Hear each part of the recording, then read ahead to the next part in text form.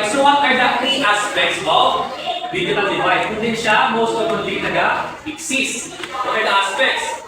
So first is ang access to technology. So according to the picture, Nintendo.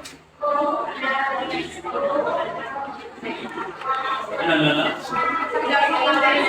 Ang isa is wala sa internet. So ano yung solution na?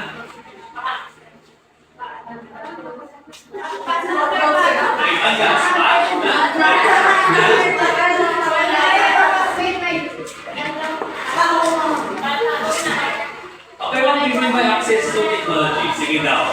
So kaya hindi mo ipasa Miss Panay. Explain also. Sige na. This aspect of access are related to water, infrastructure, process,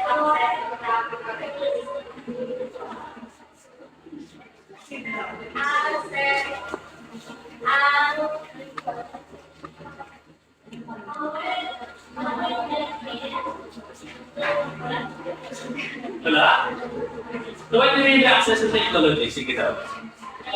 You read.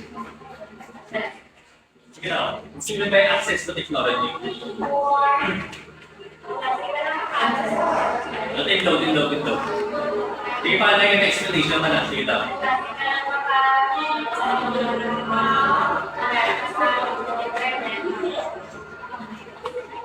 So one of the aspect of digital device is access to technology. What do you mean by access to technology? Okay, Tagalog mo, what is access to technology? Meron sa access niya on source.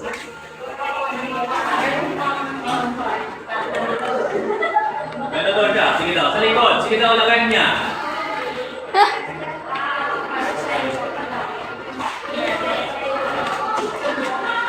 Meron siyang capability mag-araksa, meron siyang capability na magamit ang technology. Kapag this aspect focuses on whether individuals or the communities that necessary infrastructure and shortage to access digital technologies.